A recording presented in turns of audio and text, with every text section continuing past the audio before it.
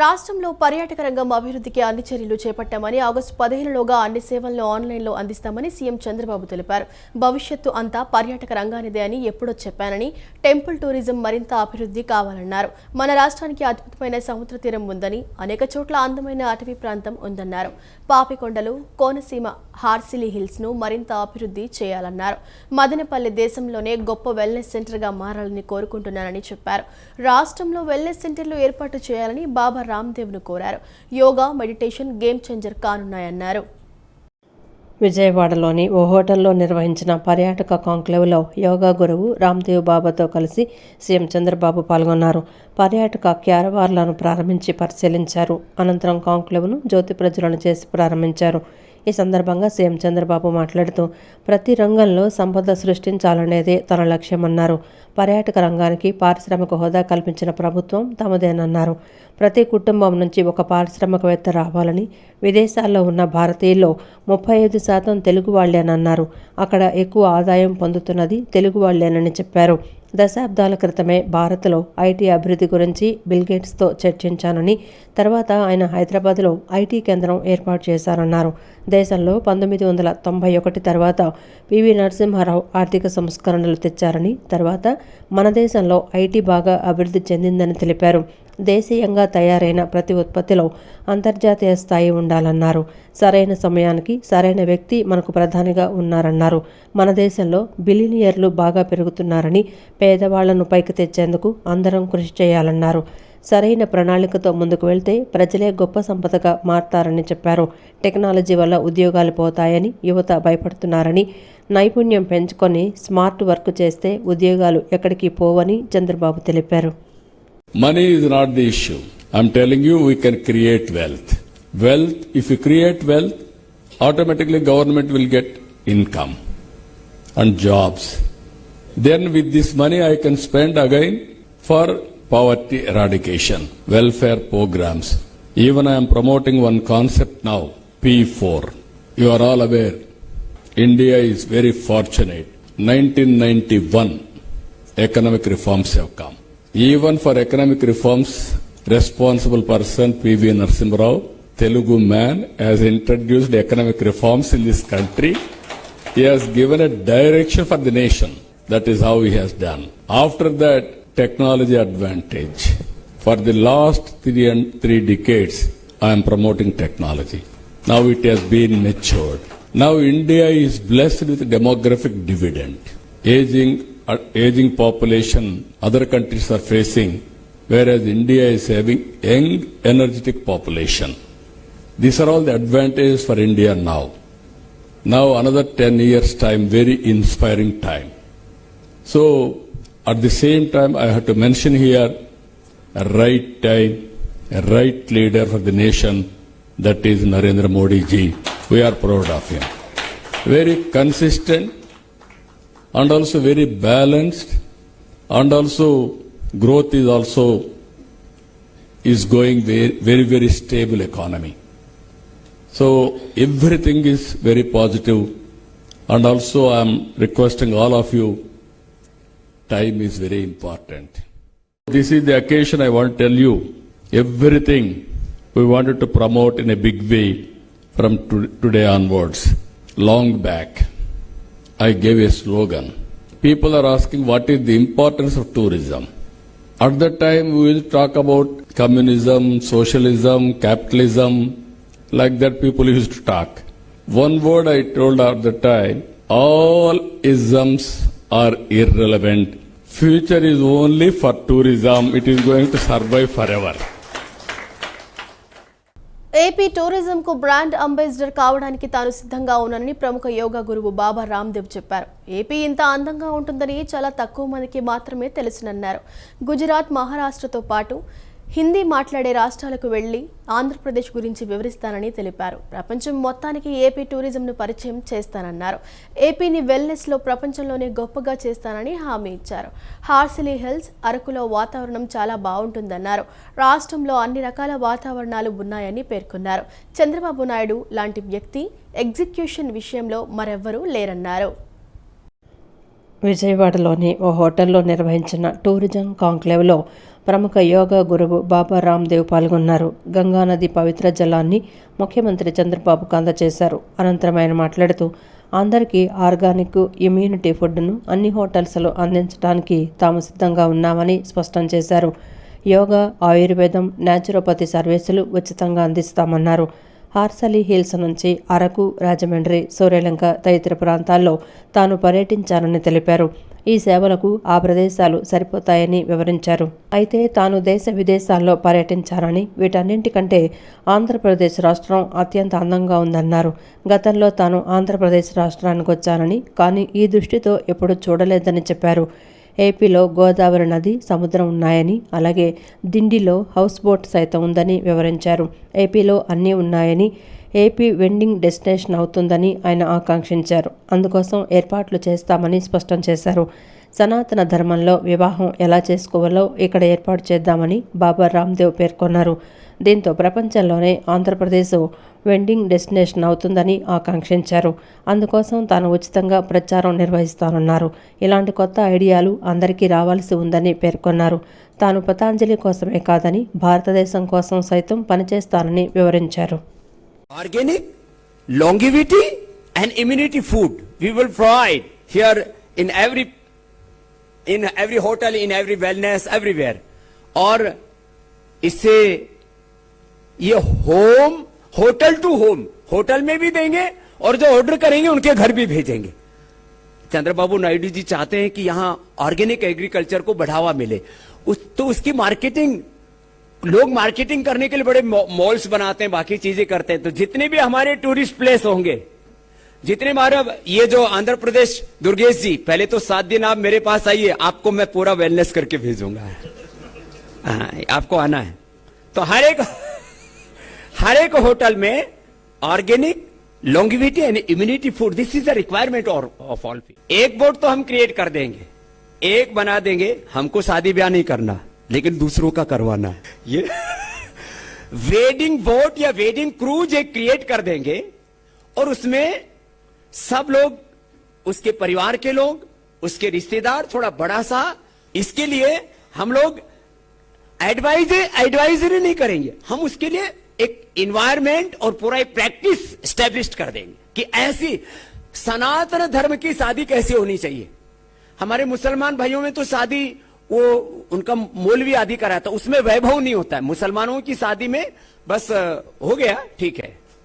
ईसाइयों की शादी में भी वो वैभव नहीं होता. हमारे सनातन धर्म की शादी में ना एक अलग प्रकार का क्रेज होता है. तो वो क्रेज यहां पर क्रिएट कर देंगे और मैं आपको एक गारंटी देता हूं, आने वाले समय में రాష్ట్రంలో పర్యాటక అభివృద్ధిని 20% తీసుకెళ్లి సీఎం స్వర్ణాంధ్ర 2047 లక్ష్యాలను నెరవేరుస్తామని పర్యాటక శాఖ మంత్రి కందుల దుర్గేష్ స్పష్టం చేశారు. శుక్రవారం విజయవాడలో జీఎఫ్ఎస్టీ టూరిజం కాంక్లేవ్లో మంత్రి పాల్గొని ప్రసంగించారు. గత ప్రభుత్వ హయాంలో పర్యాటక రంగం పూర్తి నిరాదరణకు గురైందని విమర్శించారు. గత ప్రభుత్వ విషాద ఛాయలు మళ్లీ పునరావృతం కాకుండా చేస్తామని తెలిపారు. ఈ రంగంలో ఆకాశమే హద్దు, అవకాశాలు వదలొద్దు అన్న సీఎం సూచనలతో ముందుకు వెళ్తున్నామని చెప్పారు. ఈ రంగం ద్వారా యువతకు మెరుగైన ఉద్యోగ అవకాశాల కల్పనకు కృషి చేస్తున్నామని అన్నారు. ప్రైవేటు రంగంలో పెద్ద ఎత్తున పెట్టుబడులకు అవకాశం ఉన్న రంగమన్నారు. 974 కిలోమీటర్ల పొడవైన సముద్ర తీరం పర్యాటక అభివృద్ధికి అద్భుత అవకాశమని మంత్రి కందుల దుర్గేష్ పేర్కొన్నారు. టూఫోల్డ్ యాక్టివిటీని టేకప్ చేస్తా ఉంది. ఒక పక్కన support from the central government, స్వదేశీ దర్శన్ కానివ్వండి, ప్రసాద్ స్కీమ్ కానివ్వండి, సాస్కీ స్కీమ్ కానివ్వండి, సిబిడిటి స్కీమ్ కానివ్వండి, ఇవన్నీ సెంట్రల్ గవర్నమెంట్ నుంచి వచ్చేటువంటి సపోర్ట్స్ అయితే, మరో పక్కన ముఖ్యమంత్రి గారు ఇచ్చినటువంటి సూచన, ముఖ్యమంత్రి గారు తీసుకొచ్చినటువంటి ప్రత్యేకమైనటువంటి కార్యక్రమం PPP mode, public private partnership అనేటువంటి దాంతో ఈ రాష్ట్రంలో ఇప్పటి వరకు మనం చాలా అందాలు ఉన్నప్పటికీ కూడా, ఎంతో ప్రకృతి రమణీయత ఉన్నప్పటికీ కూడా దాన్ని ఇందాక సుమన్ బిల్లా గారు చెప్పినట్లుగా పూర్తిగా దాన్ని ట్యాప్ చేయలేకపోయాం. ఆ అందాల్ని ప్రపంచానికి చూపించలేకపోయినటువంటి సందర్భంలో వాటన్నిటినీ కూడా మళ్లీ ప్రపంచానికి చూపించాలంటే కేవలం ప్రభుత్వం చేయాల్సిన పని మాత్రమే కాదు, ప్రైవేట్ రంగంలో ఎవరైతే పెట్టుబడిదారులుగా రాబోతున్నారో వారందరూ కూడా ఇందులో పార్టిసిపేట్ చేసినట్లయితే, రకరకాల విధానాల్లో మీరు పర్యాటక రంగంలో పెట్టుబడులు పెట్టినట్లయితే ఈ రాష్ట్రంలో ఉన్నటువంటి అందాలని ప్రపంచ పర్యాటకులకి చూపించేటువంటి అవకాశం జరుగుతుంది.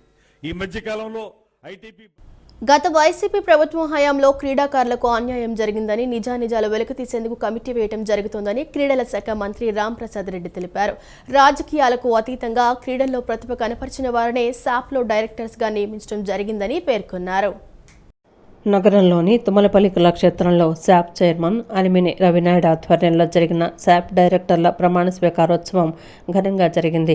ఈ కార్యక్రమానికి ముఖ్య అతిథులుగా రాష్ట్ర క్రీడా శాఖ మంత్రి మండిపల్లి రాంప్రసాద్ రెడ్డి, ఎంపీ కేశినేని శివనాథ్, చిన్ని, ఆర్యవైశ్య కార్పొరేషన్ చైర్మన్ డోండి రాకేష్, మాజీ మంత్రి నక్కా ఆనందబాబు, పలువురు ప్రముఖులు పాల్గొన్నారు. నూతనంగా నియమించబడ్డ శాప్ డైరెక్టర్స్ కె జగదీశ్వరి, ఈ రజని, ప్రేమ రవీంద్రనాథ్, పిబివిఎస్ఎన్ రాజు, బొమ్మసాని శివ, ఎస్ సంతోష్ కుమార్, ఏ రమణారావులకు మంత్రి మండిపల్లి రాంప్రసాద్ రెడ్డి, ఎంపీ కేశినేని శివనాథ్, చిన్ని శుభాకాంక్షలు తెలిపారు. అనంతరం డైరెక్టర్ల చేత మంత్రి మండిపల్లి రాంప్రసాద్ రెడ్డి ప్రమాణ స్వీకారం చేయించారు. రాజకీయాలకు అతీతంగా చదువుతో పాటు క్రీడలకు కూడా సమాన ప్రాధాన్యత కల్పించి ప్రతిభ గల క్రీడాకారులను వెలికితీసి వారిని ప్రోత్సహించి అంతర్జాతీయ స్థాయిలో రాణించే విధంగా పనిచేయాలని సీఎం చంద్రబాబు, పవన్ కళ్యాణ్, లోకేష్లు సూచించారని తెలిపారు. గత వైసీపీ ప్రభుత్వ హయాంలో ఆడదాం ఆంధ్ర పేరిట కోట్లాది రూపాయల ప్రజాధనాన్ని లూటీ చేశారని మండిపడ్డారు. గత ప్రభుత్వ హయాంలో క్రీడాకారులకు అన్యాయం జరిగిందన్నారు. నిజానిజాలు వెలికితీసేందుకు కమిటీ వేయటం జరిగిందన్నారు. 10-15 సంవత్సరాల్లో ఈ రాష్ట్రానికి సంబంధించిన క్రీడల్లో ఎవరైతే రాణించి ఈ రాష్ట్రానికి ఘనకీర్తి తెచ్చిన అలాంటి వాళ్లకు బోర్డులో ఇక్కడ స్థానం కల్పించారంటే ఒకసారి ఆలోచించాలా. ఎందుకంటే ఈరోజు గౌరవ ముఖ్యమంత్రి చంద్రబాబు నాయుడు గారు అయితేనే, అలాగే మన యువ నాయకులు హెచ్ఆర్డి మినిస్టర్ లోకేష్ బాబు గారు అయితేనే మొట్టమొదటి దినం నుంచి ఒకటే చెప్తున్నారు, కేవలం చదివే కాదు రాష్ట్రంలో క్రీడాభివృద్ధి జరగాల అని చెప్పి దృఢ సంకల్పంతో ఈరోజు క్రీడా పాలసీలో కూడా 3% తీసుకొని రావడం అంటే ఒక చరిత్ర ఇది. ఎందుకంటే మన అందరం గమనిస్తూ ఉన్నాం, సుమారుగా 16,500 డిఎస్సి పోస్టు రిలీజ్ చేస్తే 3% అంటే 450 పోస్టులు మన క్రీడాకారులకు దక్కినాయంటే దయచేసి అందరూ చప్పట్లు కొట్టాలి. ఎందుకంటే ఈ రాష్ట్రంలో మొట్టమొదటిగా చంద్రబాబు నాయుడు గారు ఇప్పుడు ముఖ్యమంత్రి అయిన తర్వాత ఏదైతే డిఎస్సి చెప్పామో ఒక చరిత్ర. గత ప్రభుత్వంలో 5,000, 10,000 రూపాయలు జీతాలు ఇచ్చి ఊడిగం చేయించుకుంటా అంటే ఈరోజు మన కుటుంబంలో ఉన్న చదువుకున్న వాళ్ళకు డిఎస్సి ద్వారా సుమారుగా 16,500 మంది అంటే ఒక నియోజకవర్గానికి 175 మందికి ఉద్యోగ అవకాశం కల్పించిన ఘనత పెద్దలు చంద్రబాబు నాయుడు గారికి దక్కింది. అనంతరం విజయవాడ ఎంపీ కేశినేని శివనాథ్ మాట్లాడుతూ శాప్ కమిటీ మొత్తం ప్రమాణ స్వీకారం చేయడం చాలా ఆనందంగా ఉందన్నారు. రాష్ట్ర క్రీడా శాఖ శాప్ ఆధ్వర్యంలో రాష్ట్రంలో ప్రతి నగరంలో, గ్రామంలో క్రీడలకు మౌలిక సదుపాయాలు కల్పించాలని ఎంపీ కేశినేని శివనాథ్ సూచించారు. ప్రధానమంత్రి నరేంద్ర మోదీ ఆధ్వర్యంలో 2036కి సంబంధించి ఒలింపిక్ బిడ్డింగుకి ఇండియా తప్పకుండా వెళ్తోందన్నారు. ఆంధ్రప్రదేశ్ను క్రీడాంధ్రప్రదేశ్ చేయాలన్నది సీఎం చంద్రబాబు ఆశయమని, రాష్ట్రానికి నేషనల్ గేమ్స్తో పాటు ఒలింపిక్ బిడ్లో కూడా కొన్ని ఒలింపిక్ గేమ్స్లో రావాలనేది సీఎం ఆకాంక్షిస్తున్నట్లు తెలిపారు. రాష్ట్రంలో ప్రతి జిల్లాలో ఒక క్రికెట్ స్టేడియం నిర్మిస్తామన్నారు. ప్రపంచంలో ఎక్కడా లేని విధంగా 2,500 ఎకరాల్లో అమరావతి ప్రాంతంలో స్పోర్ట్స్ సిటీ రాబోతోందని తెలిపారు. రాబోయే కాలంలో 26 జిల్లాల్లో క్రికెట్ స్టేడియాలను అభివృద్ధి చేయడానికి ప్రణాళిక సిద్ధం చేస్తున్నట్లు స్పష్టం చేశారు. ఆంధ్రప్రదేశ్లో ఒలింపిక్ అసోసియేషన్లో రకరకాల రాజకీయాలు రన్ అవుతున్నాయి. దీంట్లో 3-4 అసోసియేషన్స్ అన్నీ ఉన్నాయి.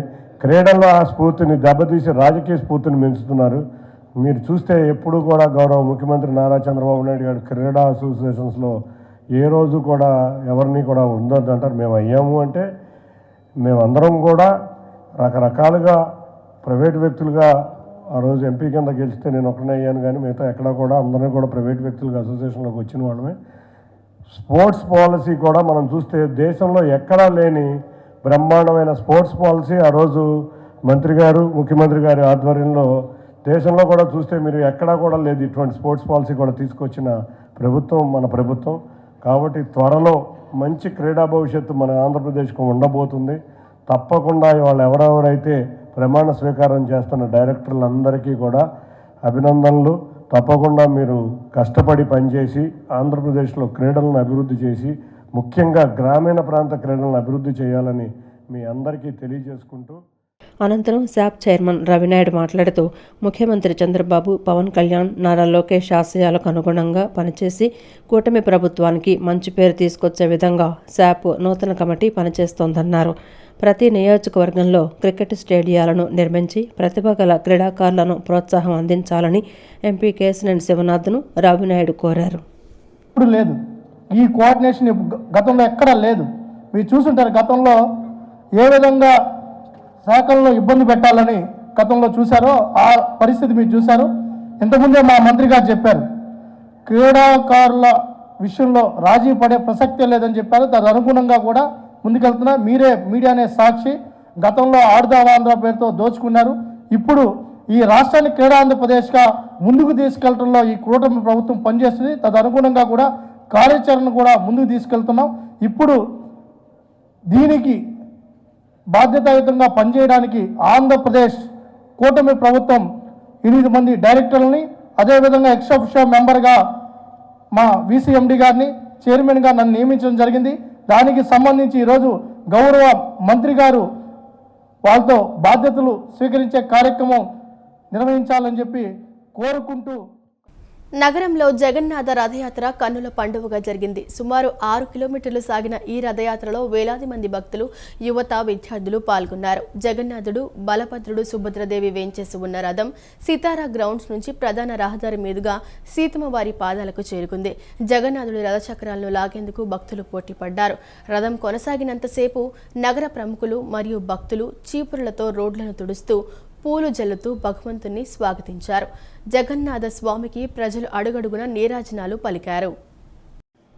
ఇస్కాన్ విజయవాడ మందిరం ఆధ్వర్యంలో జగన్నాథ రథయాత్రను కన్నుల పండుగగా నిర్వహించారు. విజయవాడ సితారా గ్రౌండ్స్ నుంచి ఈ రథయాత్రను నిర్వహించారు. విజయవాడ పశ్చిమ నియోజకవర్గ ఎమ్మెల్యే సుజనా చౌదరి, మాజీ ఎంపీ గోకరాజ్ గంగరాజు, బీజేపీ ఎన్టీఆర్ జిల్లా అధ్యక్షులు అడ్డూరి శ్రీరామ్, ఇస్కాన్ విజయవాడ మందిర అధ్యక్షులు చక్రధారిదాస్ తదితరులు పాల్గొన్నారు. పూజా కార్యక్రమం అనంతరం ఎమ్మెల్యే సుజనా చౌదరి భగవంతుడికి హారతిచ్చి భగవంతుని ముందు చీపురుతో ఊడ్చారు. కూటమి నాయకులు పూజా కార్యక్రమంలో పాల్గొన్నారు. అనంతరం అందరూ కలిసి రథం లాగారు. రథయాత్రలో ప్రదర్శించిన పలు సాంస్కృతిక కార్యక్రమాలు ఆకట్టుకున్నాయి.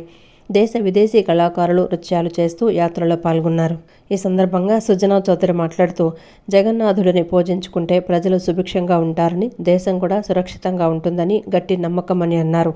భారతదేశంలో 450 ప్రదేశాల్లో రథయాత్ర జరుగుతోందని, విజయవాడలో కూడా రథయాత్ర చేస్తే బాగుంటుందని అమరావతి రథయాత్ర అని పేరు పెట్టి నిర్వహించడం జరిగిందన్నారు. ఎప్పుడూ విజయవాడ తూర్పు నియోజకవర్గం నుంచి యాత్ర చేసేవారని, ఈసారి పశ్చిమ నియోజకవర్గం నుంచి నిర్వహించారన్నారు. ఈరోజు అందరికీ తెలిసిన విషయమే, ముఖ్యంగా మన ఒరిస్సాలో భువనేశ్వర్లో ఉన్న పూరి జగన్నాథ రథయాత్ర ఈరోజు స్టార్ట్ అవుతుంది. జగన్నాథుడికి పూజించుకుంటే ప్రజలందరూ సుభిక్షంగా ఉంటారని చెప్పి, దేశం కూడా సురక్షితతో ఉంటుందని చెప్పి మనకు గట్టి నమ్మకం. కొన్ని వందల సంవత్సరాల నుంచి జరుగుతూ ఉంది. ఇప్పుడు భారతదేశంలో సుమారుగా 450 ప్లేసుల్లో రథయాత్ర జరుగుతూ ఉండగా ఇక్కడ కూడా రథయాత్ర చేస్తే బాగుంటుందని చెప్పి మన ప్రియతమ నాయకుడు ముఖ్యమంత్రి చంద్రబాబు నాయుడు గారు అమరావతి జగన్నాథ రథయాత్రకి అమరావతి రథయాత్ర అని పేరు పెట్టడం జరిగింది. దాన్ని గుర్తుంచుకొని ఇస్కాన్ టెంపుల్ వారు వీళ్ళందరూ కూడా ఆర్గనైజర్స్ అందరూ ముందుకు రావటం, తర్వాత వాళ్ళు ఇంతకుముందు విజయవాడ ఈస్ట్ నుంచి చేసేవారు. అయితే ఈసారి నేను రిక్వెస్ట్ చేస్తే విజయవాడ వెస్ట్ పశ్చిమ నియోజకవర్గం నుంచి చేయమంటే వాళ్ళు మన రిక్వెస్ట్ని కన్సిడర్ చేసి ఈరోజు ఇక్కడ మొదలుపెట్టారు. ఇక్కడి నుంచి చాలా విజయవంతంగా అమరావతి వరకు ఈ రథయాత్ర ముందుకెళ్తుంది. చూస్తున్నారు కదా, జనసమూహం కూడా బాగా వచ్చింది. అనంతరం మాజీ ఎంపీ గోకరాజ్ గంగరాజు మాట్లాడుతూ, జగన్నాథ రథచక్రాలు ఎక్కడైతే తిరుగుతాయో ఆ ప్రాంతమంతా సుభిక్షంగా ఉంటుందని, ఎంతో ఘనంగా రథయాత్రను నిర్వహిస్తున్నట్లు తెలిపారు. దక్షిణ భారతదేశంలో ఆంధ్ర రాష్ట్రంలో ఇంత పెద్ద రథయాత్ర జరగటం సంతోషకరమన్నారు.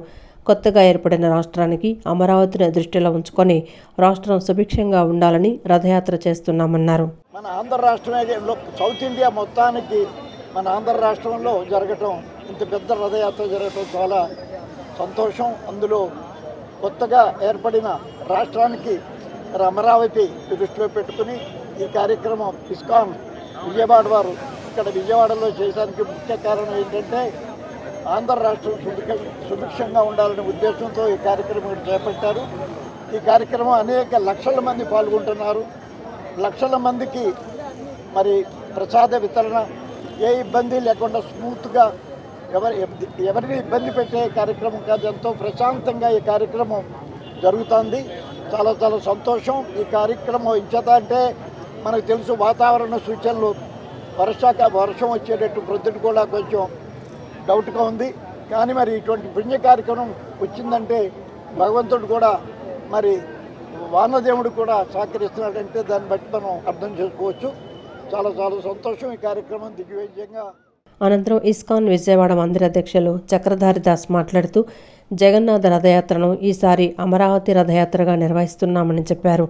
8 రాష్ట్రాలు 7 దేశాల నుంచి కళాకారులు వచ్చారని చెప్పారు.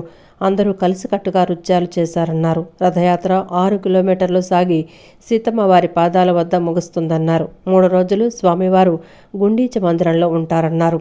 3.5 ఎకరాల సువిశాల ప్రాంగణంలో 3 రోజుల పాటు రథమేళ నిర్వహిస్తున్నామని చెప్పారు. అన్న వితరణ, ప్రసాదం, దర్శనం, సాంస్కృతిక కార్యక్రమాలు ఉంటాయన్నారు. విజయవాడ వాస్తవ్యులు జగన్నాథ స్వామిని దర్శించుకొని ఆశీస్సులు పొందాలని కోరారు. జగన్నాథ్ రథయాత్ర ఈ సంవత్సరం అమరావతి రథయాత్రగా నామకరణం చేయడం జరిగింది. ఎందుకంటే మన నూతనంగా ఏర్పడిన రాజధాని అమరావతిని బ్రాండ్ ఇంకా పాపులర్ చేయడం కోసం ముఖ్యమంత్రి గారు లాస్ట్ కలిసినప్పుడు స్పిరిచువల్ టూరిజంని మీరు కొంచెం సీరియస్ తీసుకోవాలని చెప్పారు. కాబట్టి ఈసారి రథయాత్రలో భాగంగా ఆ ఎలిమెంట్ని ప్రమోట్ చేయడం కోసం మనము దేశ విదేశాల నుంచి కళాకారులు తీసుకొచ్చాము. 8 రాష్ట్రాల నుంచి కళాకారులు వచ్చారు, మరియు 7 దేశాల నుంచి కూడా కళాకారులు వచ్చారు. Just before that we saw foreign devote performing. అది కూడా ఆ దేశాలు కూడా మేము ఎలా ఎంచుకున్నామంటే కాన్ఫ్లిక్టింగ్ కంట్రీస్, రష్యా, ఉక్రెయిన్ నుంచి ఒక టీం వచ్చింది, జర్మనీ, అమెరికా టీం వచ్చింది, కజకిస్తాన్ టీం వచ్చింది. వీరందరూ కలిసికట్టుగా నృత్యం చేయడం జరిగింది. సో దట్ భగవంతుడు కేంద్రంగా ఉన్నప్పుడు మాత్రమే విశ్వ సోదర భావం సాధ్యమనే కాన్సెప్ట్ని ప్రమోట్ చేయడం కోసం మేము అలా చేయడం జరిగింది. 9 days భగవంతుడు జగన్ గుండీచ మందిరంలో ఉంటారు. అక్కడ స్వామివారి బ్లెస్సింగ్స్ కోసం ఇంకా ఎక్కువ మర్సీ అని చెప్పి నమ్ముతారనమాట. సో కాబట్టి మనము ఇండియా మొత్తం మీద అలా 2-3 ప్లేస్లో జరుగుతుంది, అందులో విజయవాడ ఒకటి. సో 3 days స్వామివారు గుండీచ మందిరంలో ఉంటారు. మీరు యాక్చువల్ ప్రోగ్రాము సీతమ్మవారి పాదాల దగ్గర, అక్కడ రోజు 40,000 మంది వస్తారని మేము ప్లాన్ చేస్తున్నాం అక్కడికి. సో అక్కడ 3.5 ఎకరాల సువిశాల ప్రాంగణంలో ఏర్పాటు చేయడం జరిగింది. అందరికీ ప్రసాదం ఉంటుంది, కల్చరల్స్ ఉంటాయి, స్పెషల్ స్టాల్స్, దర్శనాలు, కిడ్స్ కార్నర్స్ అన్నీ ఉంటాయి. పవిత్రమైన ఆషాఢమాసం కావటం మరోవైపు శుక్రవారం కావడంతో ప్రముఖ పుణ్యక్షేత్రమైన విజయవాడ ఇంద్రకీలాద్రి భక్తులతో కిటకిటలాడింది. మేళ తాళాలతో మంగళ వాయిద్యాల నడుమ మహిళలు పెద్ద సంఖ్యలో తరలివచ్చి ఇంద్రగిరిపై కొలువైన జగన్మాతకు పసుపు, కుంకుమ, పువ్వులు, గాజులు, చలిమిడి, గోరింటాకు, అమ్మవారికి శేష వస్త్రాలను, పలు రకాల కలగలిసిన పవిత్ర సారె సమర్పించారు. అమ్మవారికి సారె సమర్పించడం సంతోషంగా ఉందన్నారు. అమ్మలగన్న అమ్మ, ముగ్గురమ్మల మూలపొట్టమ్మ బెజవాడ కనకదుర్గమ్మ ఆలయంలో పవిత్రమైన ఆషాఢమాస సారె మహోత్సవాలు ఘనంగా జరుగుతున్నాయి. ఉత్సవాలు 2వ రోజు, అందులోనూ శుక్రవారం కలిసి ఊహించని విధంగా భక్తులు భారీగా తరలివచ్చారు. ఇంద్రకీలాద్రి దిగువ నుంచి మహిళలు అమ్మవారికి పసుపు, కుంకుమ, పువ్వులు, గాజులు, చలిమిడి, గోరింటాకు లాంటివి మేళతాళాలతో మంగళ వాయిద్యాల నడుమ ఇంద్రకీలాద్రిపైకి తీసుకొచ్చి అమ్మవారికి సారె సమర్పించారు. మహామండపం 6వ అంతస్తులో ఉత్సవమూర్తిని ప్రతిష్ఠించి ఆషాఢమాసం 4 రోజులు ప్రత్యేక పూజలు చేస్తారు. మూల విరాట్ దర్శనానంతరం ఉత్సవమూర్తికి సారెను సమర్పిస్తారు. ఆలయ వైదిక కమిటీ వేద పండితులు అమ్మవారిని విశేషంగా అలంకరించారు. వేద మంత్రాల నడుమ అమ్మవారికి ప్రత్యేక పూజలు నిర్వహించారు. రాష్ట్రాలతో పాటు తమిళనాడు, కర్ణాటక, దేశ నలుమూలల నుంచి భక్తులు బృందాలుగా తరలివచ్చి దుర్గమ్మకు భక్తులు సారె సమర్పించి ఆశీస్సులు పొందుతున్నారు. మహిళలు ఆషాఢమాసంలో అమ్మవారిని తమ పుట్టింటికి రమ్మని వేడుకుంటూ సారె సమర్పించారు. అనంతరం వైదిక కమిటీ సభ్యులు కోట ప్రసాద్ మాట్లాడుతూ ఇంద్రకీలాద్రిపై ఆషాఢమాస మహోత్సవాలు వైభవోపేతంగా జరుగుతున్నాయని తెలిపారు. తెలంగాణ నుంచి అమ్మవారికి ఈ నెల 29వ తేదీన బంగారు బోనం సమర్పిస్తారని చెప్పారు. ఈ ఆషాఢమాసంలోనే జూలై 8, 9, 10 తేదీలలో అమ్మవారికి శాకంబరి ఉత్సవాలు నిర్వహించనున్నట్లు తెలిపారు. ఆషాఢమాసాన్ని పురస్కరించుకొని ఇంద్రకీలాద్రిపై దుర్గమ్మకు భక్తులు సారెను సమర్పించడం ఆనవాయితీగా వస్తోందని పాత మంగళగిరికి చెందిన భక్తులు తెలిపారు. ఇక్కడ వారాహి నవరాత్రుల్లో అమ్మవారికి వారాహి మూల మంత్రాలు అది గుప్తంగా చేస్తారు. అది మంత్రం, హోమం అవి జరుగుతూ ఉంటాయి. అది పబ్లిసిటీ చేసేది కాదు అవి. ఆ తర్వాత ఇక్కడ అమ్మవారికి సారె, పసుపు, కుంకుమ, అట్లాగే సుగంధ ద్రవ్యాలు, గాజులు, చీర, జాకెటు ఇవన్నీ కూడా అందరూ కూడా తీసుకొచ్చి అమ్మవారికి ఇచ్చి ఆ ప్రసాదాన్ని తీసుకెళ్ళడం జరుగుతుంది ఇక్కడ. ఇట్లాంటి ఈ ప్రసాదాన్ని భక్తులందరూ కూడా స్వీకరించి అమ్మవారి అనుగ్రహాన్ని పొందాలని కోరుకుంటున్నాం. ఈ మాసం అంతా కూడా వారాహి నవరాత్రుల్లో ఇక్కడ పాడ్యం నుంచి దశమి దాకా కూడా ఈ వారాహి నవరాత్రులు జరుగుతాయి కాబట్టి వారాహి అమ్మవారి యొక్క అనుగ్రహం కలిగినట్టయితే మనకి ఎటువంటి బాధలు, ఎటువంటి కష్టాలు ఇవన్నీ కూడా రాకుండా అమ్మవారు కాపాడి, అట్లాగే మానసిక బాధలు కూడా అన్నీ పోయి మనకి ఒక బలాన్ని అమ్మవారు చేకూరుస్తుంది. ఇట్లాంటి అమ్మవారిని దర్శించి అమ్మవారి అనుకున్నంత పూర్తిగా సుఖ సంతోషాలతో కోరుకుంటున్నాం. జై దుర్గా భవాని. ఆషాఢం దుర్గమ్మ తల్లి మన ఆడపిల్లలాగా ఆషాఢంలో ఆడపిల్లకి ఎలా అయితే సారిస్తామో మేము ఆ ఉద్దేశంతో వస్తున్నామండి. ప్రతి సంవత్సరం మేము 20 మంది పైనే వచ్చామండి. అందరూ ఆడపిల్లకి ఎలా ఇస్తున్నామో అలాగే అన్నీ కూడా తీసుకొచ్చి ఇచ్చామండి. చీర, సారె, చలిమిడి, ముఖ్యం చలిమిడి అండి ఆడపిల్లకి ఎవరికైనా ఇవ్వటం. అందుకని ఫస్ట్ చలిమిడి తీసుకొచ్చాం. ప్రతి ఒక్కళ్ళు సంబంధించి ప్రతి అమ్మవారు అంటే అసలు ఇక పెళ్ళయటం అందరూ కొత్తగా పెళ్ళయటం లేదు, అందరూ ఎవరైనా సరే మనం సమర్పించుకోవచ్చు అమ్మవారికి. సారి అనేది అందరమే, ఇక చిన్న పెద్ద అనేది ఏమీ లేదు. చక్కగా మనకు తోచింది, అసలు ఇవన్నీ అని కాదు, మనకు తోచింది మనకి మంచిగా అనిపించి నేను ఇవాళ ఇది అమ్మవారికి ఇవాళ ఈ ఆషాఢ మాసంలో ఇట్లా వస్తున్నాను కాబట్టి నాకు ఇవాళ ఇది తీసుకురావాలనిపిస్తుంది అనుకుని మనకి ఏది తోస్తే అదే. అవి ప్రత్యేకంగా ఇవే తీసుకురావాలని ఏమి ఉండదు. మనం ఆ టైంకి ఏది సమర్పించుకోవాలనుకుంటామో తీసుకొచ్చుకొని మనకు అందింది అందుబాటులో ఉన్నది తీసుకొచ్చి సమర్పించుకున్నది. ఒక జాకెట్ ముక్క, పసుపు కుంకుమ, 4 పూలు తీసుకొచ్చుకున్నా సరిపోతుందండి అమ్మవారికి. మనకు తోచింది మనం ఆ టైంకి ఏదైనా సమర్పించుకోవచ్చు. విజయవాడ పశ్చిమ నియోజకవర్గంలో కుల, మత, రాజకీయాలకు అతీతంగా అభివృద్ధి సంక్షేమ పథకాలు అందిస్తున్నామని ఎమ్మెల్యే సుజనా చౌదరి తెలిపారు. ఎన్నికల్లో నియోజకవర్గానికి కొత్తవాడైన తనను ఆదరించినందుకు ఆయన ధన్యవాదాలు తెలిపారు. మౌలిక సదుపాయాల విషయంలో పూర్తిగా వెనుకబడి ఉన్న పశ్చిమ నియోజకవర్గాన్ని అన్ని విధాలా అభివృద్ధి పదంలోకి తీసుకువచ్చే దిశగా చర్యలు చేపడతామని స్పష్టం చేశారు. నగరంలో భవానీపురం 43వ ఐరన్ యార్డు వరదనీటి కాలువల నిర్మాణ పనులకు ఎమ్మెల్యే యలమంచిల సుజనా చౌదరి శంకుస్థాపన చేశారు. అనంతరం చిట్టినగర్లోని మోతీ మసీదులో 47, 48, 49, 50 డివిజన్ల పరిధిలోని కేంద్ర రాష్ట్ర ప్రభుత్వ పథకాల లబ్ధిదారులతో ఎమ్మెల్యే సుజనా చౌదరి సమావేశమయ్యారు. ఈ సందర్భంగా వారికి అందుతున్న సంక్షేమ పథకాలు అడిగి తెలుసుకున్నారు. అర్హులై ఉండి పథకాలు అందని వారి వివరాలు నమోదు చేసుకున్నారు. డివిజన్ పరిధిలో సమస్యలను అడిగి తెలుసుకున్నారు. అనంతరం ఎమ్మెల్యే సుజనా చౌదరి మాట్లాడుతూ నియోజకవర్గం నుంచి కులమతాలకు అతీతంగా తనకు విజయం చేకూర్చిన అందరికీ ధన్యవాదాలు తెలియజేశారు. అభివృద్ధి పథకాలు కూడా కులమతాలకు అతీతంగా అర్హులైన అందరికీ అందిస్తామని స్పష్టం చేశారు. మౌలిక సదుపాయాల విషయంలో పశ్చిమ నియోజకవర్గం పూర్తిగా వెనుకబడి ఉందని, నియోజకవర్గ అభివృద్ధిపై దృష్టి సారించి ఇచ్చిన హామీలన్నీ నెరవేరుస్తామని ఆయన స్పష్టం చేశారు. ఈ కార్యక్రమంలో బీజేపీ ఎన్టీఆర్ జిల్లా అధ్యక్షుడు అడ్డూరి శ్రీరామ్, టీడీపీ సీనియర్ నేత నాగుల్ మీరా, డివిజన్ల కూటమి నాయకులు, కార్యకర్తలు పెద్ద సంఖ్యలో పాల్గొన్నారు. మనకు 1 year అయిన సందర్భంగా ఒకసారి అన్నీ నేను రివ్యూ చేసుకుంటే మనం కొంతవరకు చేయగలిగాం. నాకు ఎమ్మెల్యేగా నేను చేద్దాం అనుకున్నంత వరకు ఇంకా చేయలేదనేది నా ఉద్దేశం, చేయలేకపోయాననేది. ఇంకా నెక్స్ట్ ఇయర్లో బాగా ఇంప్రూవ్ చేసి ప్రజాసేవలో నిమగ్నం అవుదాం. ఈరోజు 43వ డివిజన్లో ముఖ్యంగా డ్రైనేజ్ వర్కు, రెయిన్ వాటర్ని నియంత్రించటం, తర్వాత ఎప్పటికప్పుడు ఎక్కడా కూడా వాటర్ లాగింగ్ అవ్వకుండా చేయటానికి ఈ వర్క్ ఓవరాల్గా అయితే 43, 55, 39, 54 4 డివిజన్లు కలిపి 7 కోట్ల వరకు మంజూరు చేయడం జరిగింది. దాంట్లో ఈరోజు శంకుస్థాపన చేశాం. ఇంజనీర్ గారితో కూడా మాట్లాడాను. వాళ్ళు సుమారుగా ఎస్టిమేషన్ 1 year టైం ఇచ్చారు, కానీ 1 year అనేది చాలా ఎక్కువ పీరియడ్. దీనికి తప్పకుండా ఈ గారు కూడా చెప్పారు, త్వరగా ఇంకోసారి మళ్ళీ రీఎస్టిమేట్ చేసి ప్రజలకు మేలు చేసేలా పరిపాలన అందిస్తే ప్రజలే తిరిగి అధికారాన్ని ఇస్తారని మాజీ ఎంపీ వడ్డే శోభనాధీశ్వరరావు అన్నారు. జగన్ అనే భూతాన్ని మళ్లీ రానివ్వము, నాది బాధ్యత అంటున్న ముఖ్యమంత్రి చంద్రబాబు నాయుడు ప్రజలకు అవసరమైన మేలు చేసే కార్యక్రమాలు చేపడితే ప్రజలే జగన్ అనే భూతాన్ని శాశ్వతంగా రాకుండా చేస్తారన్నారు. గాంధీనగర్లోని ప్రెస్ క్లబ్లో నిర్వహించిన మీడియా సమావేశంలో మాజీ ఎంపీ వడ్డే శోభనాధీశ్వరరావు మాట్లాడారు. ప్రజలకు తక్షణ అవసరాలు తీర్చే ప్రాజెక్టులు చేపట్టాలని సూచించారు. ఇప్పటికిప్పుడు పూర్తి కాని ఔటర్ రింగ్ రోడ్డు, మెట్రో ప్రాజెక్టులు వంటి వాటితో కాలయాపన చేయకుండా ప్రజలు, రైతులకు అవసరమైన కార్యక్రమాలు చేపట్టాలన్నారు. ఒక అవకాశం ఇచ్చి చూద్దామని 2019లో జగన్కు ప్రజలు అధికారాన్నిచ్చారన్నారు. జగన్కు అధికారం ఇచ్చి ప్రజలు తప్పు చేశామనే భావనతో తిరిగి కూటమిని గెలిపించారన్నారు. ఇప్పటికైనా ప్రజల ఆకాంక్షల మేరకు పరిపాలన అందించాలని సూచించారు. రావట్లేదు. కౌలు రైతుల ప్రయోజనాలు పరిరక్షించే విధంగా ఒక కొత్త చట్టాన్ని తెస్తాము అన్నారు. ఏది అసలు దాని గురించి కౌలు రైతు సంఘాలతో చర్చించడం, రైతు సంఘాలతో చర్చించడం, ఒక నమూనా తయారు చేయటం, తర్వాత మళ్ళీ అవసరమైతే శాస్త్రవేత్తలు, న్యాయ నిపుణుల యొక్క సలహాలు తీసుకోవటం, ఆ కథంతా ఉంది కదా. అదేమి చేయటం అనేది పెట్టుకోవట్లేదే. అట్లాగే జలసిరి అని ఇంకో పథకం ఉంది.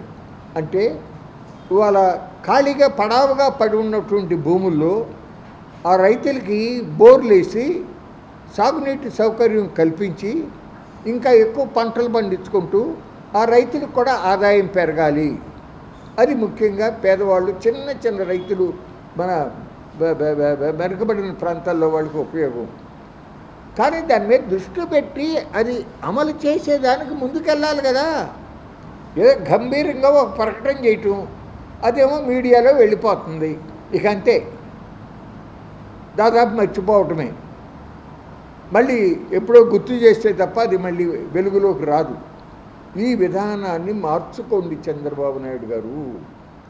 ఎక్కువ మంది ప్రజలకు ఉపయోగపడేవి, వాళ్ళకు మేలు చేసే కార్యక్రమాలు తీసుకోండి.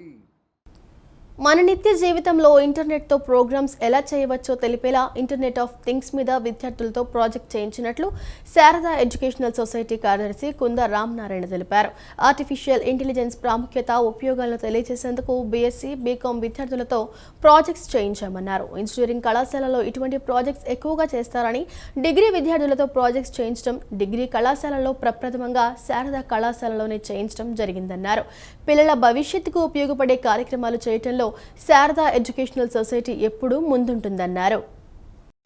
విజయవాడ గాంధీనగర్లోని శారదా కళాశాలలో టెక్స్పైర్ ఎక్స్పో 2K25 కార్యక్రమాన్ని నిర్వహించారు.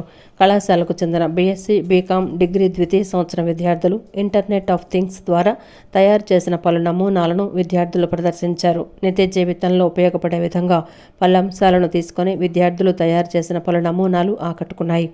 శారదా ఎడ్యుకేషనల్ సొసైటీ కార్యదర్శి కుంద రామనారాయణ, డిగ్రీ కళాశాల principal Sarva Nageswara Sharma, junior college principal L Sridhar, Sharada professional academy chief coordinator YVK Satyanand, Eduno robots నిర్వాహకులు షేక్ బాజీ భాషా ప్రదర్శనను ప్రారంభించి తిలకించారు. అనంతరం కుంద రామనారాయణ మాట్లాడుతూ బీకాం, బీఎస్సీ ద్వితీయ సంవత్సర విద్యార్థులకు షార్ట్ టర్మ్ ఇంటర్న్షిప్లో ఇంటర్నెట్ ఆఫ్ థింగ్స్ మీద ప్రాజెక్టును నిర్వహించడం జరిగిందన్నారు. దానికోసం ఎడ్యునో రోబోట్స్ సంస్థతో ఒప్పందం కుదుర్చుకున్నామని చెప్పారు. గత 45 రోజులుగా విద్యార్థులతో ప్రాజెక్ట్స్ చేయించారని అన్నారు. శిక్షణ తీసుకున్న విద్యార్థులతో ప్రాజెక్ట్స్ తయారు చేయించి ప్రదర్శనను ఏర్పాటు చేశామన్నారు. అనంతరం శారదా జూనియర్ డిగ్రీ కళాశాలల ప్రిన్సిపల్స్ మాట్లాడుతూ పిల్లలకు ఐఓటీపై అవగాహన కల్పించి వారి ద్వారానే 15 ప్రాజెక్టులు చేయించడం జరిగిందన్నారు. ఆ ప్రాజెక్టులన్నీ నిత్య జీవితంలో ప్రతి ఒక్కరికి అవసరమయ్యేవని చెప్పారు. బీకాం విద్యార్థులు సైన్స్లో ప్రతిభ కనపరిచేటట్లు చేయటం గొప్ప విషయమన్నారు. కళాశాలలో డిజిటల్ ల్యాబ్ను ఈ సంవత్సరం ప్రారంభించామని, ఆర్టిఫిషియల్ ఇంటెలిజెన్స్, డేటా సైన్స్లో విదేశీ విశ్వవిద్యాలయాలతో ముంబైలోని ఒక ఐటీ కంపెనీతో ఒప్పందం చేసుకున్నామని చెప్పారు. అనంతరం Sharada professional academy chief coordinator YVK Satyanand మాట్లాడుతూ కళాశాలలో విద్యను అభ్యసించిన విద్యార్థులు ప్రయోజకులు కావాలని, మారుతున్న సాంకేతిక పరిజ్ఞానానికి అనుగుణంగా బోధనను అందిస్తున్నట్లు తెలిపారు. నిత్య జీవితంలో ఇంటర్నెట్తో ప్రోగ్రామ్స్ ఎలా చేయొచ్చు అనే ప్రోగ్రాంలో పిల్లలందరూ చాలా బాగా పార్టిసిపేట్ చేశారు. సో శారదా ఎడ్యుకేషనల్ సొసైటీ ఇటువంటి కార్యక్రమాలు చేస్తూ జనరేటివ్ ఏఐ, ఈ ఆర్టిఫిషియల్ ఇంటెలిజెన్స్ యొక్క ఇంపార్టెన్సు, అలాగే దాని ఉపయోగాల్ని పిల్లలందరికీ యూస్ చేసే ఉద్దేశంలో ఇలాంటి ప్రాజెక్ట్స్ చేయించడం జరుగుతోంది.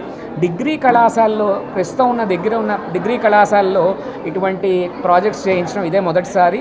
ఇంజనీరింగ్ కళాశాలలో అయితే ఆటోమేటిక్గా ఇవన్నీ జరుగుతూ ఉంటాయి. కానీ డిగ్రీ కాలేజీలో ఇలాంటివి చేస్తూ ఉండటంతో శారదా కాలేజీ పిల్లలకు ఉపయోగపడే కార్యక్రమాల్లో ఎప్పుడూ ముందర ఉంటుందని పత్రికాముఖంగా తెలియజేస్తుంది. బీకాం విద్యార్థులకు కూడా ఈ సైన్స్లో వాళ్ళ ప్రతిభ కనపరిచేటట్టుగా చేయటం ఇది చాలా చెప్పుకోదగ్గ విషయం అండి. ఇంతవరకు ఈ ప్రాజెక్ట్స్ అన్నీ ఇంజనీరింగ్ కళాశాలలో చేసేవాళ్ళు. డిగ్రీ కళాశాలలో ఇది ప్రవేశపెట్టడం మా కళాశాలలోనే ప్రథమంగా జరిగింది. ఈ విధంగా చేయటం వలన పిల్లల్లో కూడా వాళ్ళకి ఒక ఇంట్రెస్ట్ కలిగి చాలా వాళ్ళకి ఉపయోగపడే విధంగా ఈ ప్రాజెక్టులు చేస్తున్నామండి. మా కళాశాలలో ఈ సంవత్సరం డిజిటల్ ల్యాబ్ ఒకటి ఎస్టాబ్లిష్ చేశాము. దీంతో వలన మేము ఆర్టిఫిషియల్ ఇంటెలిజెన్స్లోను డేటా సైన్స్లోను ఫారిన్ యూనివర్సిటీస్తోనూ ముంబైలో ఒక ఐటీ కంపెనీతోనూ ఎంఓయూలో ఉన్నామండి. ఇదందరికీ పిల్లలకు ఉపయోగపడే విధంగా మేము ఆ దిశగా ముందుకు పెడుతున్నామని మీ అందరికీ తెలియజేయడానికి సంతోషిస్తున్నానండి. స్టూడెంట్స్కి ఇప్పుడు కంప్యూటర్ యుగంలో ఎట్లా ఉందో భవిష్యత్తులో రాకపోయే పిల్లలకు కూడా వాళ్ళ ఉద్యోగాలకు కూడా అనుకూలంగా ఉండేటువంటి చర్యలని చేపట్టారు.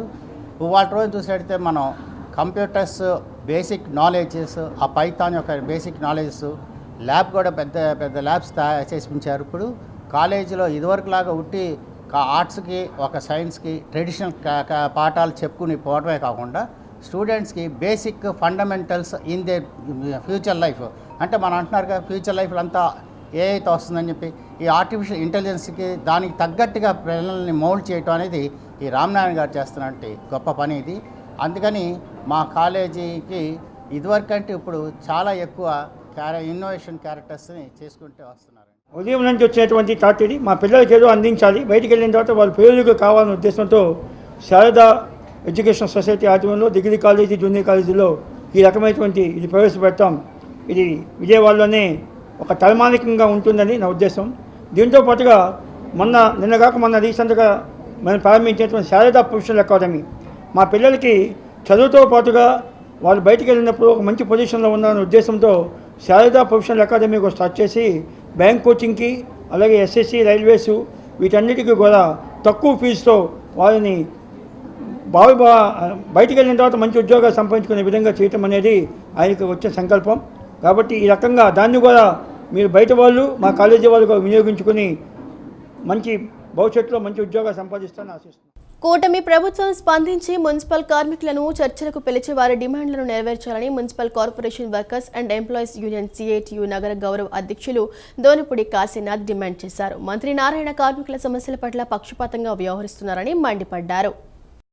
Municipal corporation workers and employees union CITU నగర కమిటీ ఆధ్వర్యంలో మున్సిపల్ కార్మికులు సమ్మె కొనసాగుతోంది. అలంకార ధర్నా చౌక్లో జరిగిన ఈ నిరసన కార్యక్రమంలో వాటర్ సప్లై, పార్కులు, వెహికల్ డిపో, మెకానికల్ విభాగాలు, డ్రైవర్లు, క్లీనర్లు, కంప్యూటర్ ఆపరేటర్లు, స్ట్రీట్ లైటింగ్, టౌన్ ప్లానింగ్, పారిశుద్ధ్య, డ్రైనేజీ, డిపిఎస్, ఎస్టీపీఐలతో పాటు మలేరియా విభాగాల్లో పనిచేస్తున్న కార్మికులు పెద్ద సంఖ్యలో పాల్గొన్నారు. ఈ సందర్భంగా మున్సిపల్ యూనియన్ నగర గౌరవాధ్యక్షుడు దోనిపూడి కాశీనాథ్ మాట్లాడుతూ 36వ జీవో ప్రకారం ఇంజనీరింగ్ విభాగం కార్మికులకు జీతాలు పెంచాలని, తల్లికి వందనం వంటి సంక్షేమ పథకాలు అమలు చేయాలని, 12వ పీఆర్సీ ప్రకారం మున్సిపల్ కార్మికుల వేతనాలు పెంచాలని ప్రభుత్వాన్ని కోరారు. దీనిపై స్పందన రాకపోతే జూలై 4వ తేదీ నుంచి నిరవధిక సమ్మెకు దిగుతామని హెచ్చరించారు. మున్సిపల్ కార్మికులంతా ఐక్యంగా ఉండి తమ హక్కుల కోసం పోరాటం చేయాలన్నారు. అంటే 12,000 ఆదాయం మెడమే తలకాయ నోడు ఎవడైనా 12,000 ఆదాయంతో ఒక కుటుంబం బతికే పరిస్థితి ఉందా? కానీ ముఖ్యమంత్రి గారు మరి ఆలోచన ఏంటో మాకేం అర్థం కావడం అలా కలెక్టర్ గారు చెప్తా ఉన్నారు. ఆయన చెప్పారు మాకు మేము చేస్తున్నామని చెప్పని. అందుకని అలా కాదు, 25,000 ఆదాయం దాటినటువంటి వాళ్ళకి వర్తింపజేయాలి. ఆ రకమైనటువంటి కండిషన్లు పెట్టండి తప్ప 25,000 ఆదాయం వచ్చే వరకు ఉన్నటువంటి వాళ్ళకి ఖచ్చితంగా సంక్షేమ పథకాలను అమలు జరపాలి. ఇది కూడా మా డిమాండ్స్లో ఒకటి. ఈ సమస్య పరిష్కారంలో ఆ డిమాండ్స్ని కూడా ముందుకు తీసుకొస్తా ఉన్నాం. జీవో నంబర్ 36 సమ్మెకాలం జీతం, సంక్షేమ పథకాల అమలు, ఈ అన్నిటికీ సంబంధించిన సమస్యల పరిష్కారానికి పూనుకోవాల్సిందిగా కోరుతా ఉన్నాం. లేనట్లయితే బాధ్యత మీరే వహించాల్సి ఉంటుందని చెప్పి హెచ్చరిస్తాం. అనంతరం municipal workers union నగరాధ్యక్షుడు yes Jyotibas మాట్లాడుతూ విజయవాడలో మున్సిపల్ కార్మికులు 3 రోజుల నుంచి సమ్మె చేస్తున్నా పిలిచి ఎందుకు చేస్తున్నారని అడిగేవారు లేరని అన్నారు. అధికారులు, అధికార పార్టీ నాయకులు సమస్యలను పరిష్కరించాలనే ఆలోచన లేదన్నారు. 2 సంవత్సరాల వరకు పెంచే ప్రసక్తే లేదని మున్సిపల్ శాఖ మంత్రి చెప్తున్నారని, తర్వాత జీతాలు పెంచుతామని చెప్పారని అన్నారు. ఇప్పటికైనా సమస్య పరిష్కరించకపోతే పెద్ద ఎత్తున జన సమీకరణ చేసి సమ్మె చేస్తామన్నారు. విజయవాడలో 25వ తారీఖున నగర వ్యాప్తంగా 2,400 మందిని ఇక్కడ సమీకరించి వీళ్ళకి సంఘీభావంగా మద్దతు తెలియజేస్తూ వీళ్ళని సమ్మెలో కూర్చోబెట్టడం జరిగింది. ఇప్పటికైనా సరే రాష్ట్ర ప్రభుత్వం దిగొచ్చి సమస్య పరిష్కారం చేయకపోతే రాబోయే కాలంలో ఏదైతే 2వ తారీఖు అని చెప్పారో 2వ తారీఖున పెద్ద ఎత్తున విజయవాడలో జన సమీకరణ చేసి సమ్మెలోకి వెళ్ళడానికి పిలిపిస్తారు. ఆ పిలుపులో భాగంగానే రాష్ట్ర వ్యాప్తంగా మున్సిపల్ కార్మికులు కానీ విజయవాడలో ఉన్న 4774 మంది కార్మికులు సమ్మెలోకి వెళ్ళడానికి సిద్ధంగా ఉన్నారు. మా సమస్య పరిష్కారం కాకపోతే రాబోయే కాలంలో కూటమి ప్రభుత్వాన్ని తగిన గుణపాఠం చెప్పడానికి మేము సిద్ధంగా ఉన్నామని కోరుకుంటున్నాం. బంగారు వజ్రాభరణాల తయారీలో పేరు పొందిన హరికృష్ణ గ్రూప్ విజయవాడలో Krishna diamond and gold jewellery షోరూంను ఏర్పాటు చేసింది. ఆంధ్రప్రదేశ్లో ఇది 3వ షోరూం. హరికృష్ణ గ్రూప్ వ్యవస్థాపకులు ఎండి ఘనశ్యామ్ డోలకియా షోరూంను ప్రారంభించారు. వినియోగదారుల అభిరుచులకు అనుగుణంగా తాము బంగారు వజ్రాభరణాలను తయారు చేసి అందిస్తున్నామని ఘనశ్యామ్ తెలిపారు. విజయవాడ మహాత్మా గాంధీ రోడ్డులో హరికృష్ణ గ్రూపుకు చెందిన Krishna diamond and gold jewellery షోరూంను ఏర్పాటు చేశారు. ఈ షోరూంను హరికృష్ణ గ్రూపు వ్యవస్థాపకులు MD Ghanshyam Dholakia ribbon cut చేసి జ్యోతి ప్రజ్వలన చేసి ప్రారంభించారు. ఈ సందర్భంగా ఘనశ్యామ్ దొలకియా మాట్లాడుతూ హరికృష్ణ గ్రూపును 1992లో సూరత్, ముంబైలో ప్రారంభించామని, డైమండ్ జ్యువెలరీ మ్యానుఫ్యాక్చరింగ్ చేస్తామన్నారు. కృష్ణ బ్రాండ్ను 2005లో ప్రారంభించామన్నారు. దేశవ్యాప్తంగా 82 షోరూములు ఉన్నాయని చెప్పారు. ఏపీలో 3వ షోరూంను ఫ్రాంచైజీ పార్ట్నర్ సుధాకర్ శ్రీనివాసులతో కలిసి విజయవాడలో ప్రారంభించినట్లు తెలిపారు. నిజాయితీ, కష్టపడే తత్వమే తమ విధానమని అన్నారు. తమ వద్ద విస్తృత శ్రేణి ఆభరణాలు ఉన్నాయని, రోజువారు ధరించే లైట్ వెయిట్ ఆభరణాలు కూడా లభ్యమవుతాయని తెలిపారు. అన్ని వర్గాల ప్రజలకు అందుబాటు ధరల్లో న్యాచురల్ డైమండ్ జ్యువెలరీ ఇస్తున్నామని అన్నారు. 90% buyback with making charge, 95% exchange ఉందని చెప్పారు. బంగారు, వజ్రాభరణాల అమ్మకమే కాకుండా తమ గ్రూపు ద్వారా సామాజిక సేవా కార్యక్రమాలు కూడా నిర్వహిస్తుంటామని చెప్పారు. నేడు షోరూం ప్రారంభోత్సవం సందర్భంగా రక్తదాన శిబిరాన్ని ఏర్పాటు చేశామన్నారు. ఆంధ్రప్రదేశ్లో 3 షోరూములున్నాయని, 21 షోరూములు పెట్టాలనుకుంటున్నట్లు చెప్పారు. నగరవాసులు ఒకసారి షోరూంను సందర్శించాలని, తమ డిజైన్లు, పాలసీ నచ్చుతుందన్నారు. అనంతరం ఫ్రాంచైజీ పార్ట్నర్లు మాట్లాడుతూ సూరత్, ముంబైలో బంగారు, వజ్రాభరణాల సొంత తయారీ యూనిట్లు కలిగిన హరికృష్ణ గ్రూప్ వారి Krishna diamond and gold jewellery షోరూంను విజయవాడలో ఏర్పాటు చేస్తామని తెలిపారు. విభిన్న రకాల డిజైన్లతో కూడిన ఆభరణాలు తమ వద్ద లభిస్తాయన్నారు. Sell, so we put the one plantation in Vijayawada, and one product we sell, then we give you needy people food. And today we organize the blood donation camp for society. So Harikrishna Group and Krishna always believe together and good for society. So we very happy. And is Andhra Pradesh our third showroom, and India 82 showroom. Krishna plan is big plan. One day 365 showroom in India. In Andhra Pradesh we have planned to 21 showroom. Very fast Krishna, very good response in Andhra Pradesh and Vijayawada. We tell all consumer in Vijayawada, okay, one time you visit diamond and gold jewelry, you must be visit our Vijayawada showroom. You like our design, you like our policy, you like our ethic and transparency, then sure you buy. So thank you so much. Again, thank you so much. And I told about our franchise partner, Sudhakar Bhai and Srinivas Bhai, also a few words. విజయవాడలో MG రోడ్లో Krishna diamonds showroom ఈరోజు ఘనశ్యామ్ డోలాకియా గారి చేత ప్రారంభించబడినది. ఇది Krishna diamond group Mumbai సూరత్లో own manufacturing, own మైనింగ్తో తయారు చేసిన డైమండ్ ప్రొడక్ట్స్ ఇక్కడ కృష్ణా డైమండ్ స్టోరూంలో అమ్మబడుతుంది. ఈ వార్త ఇంతటితో సమాప్తం. నమస్కారం.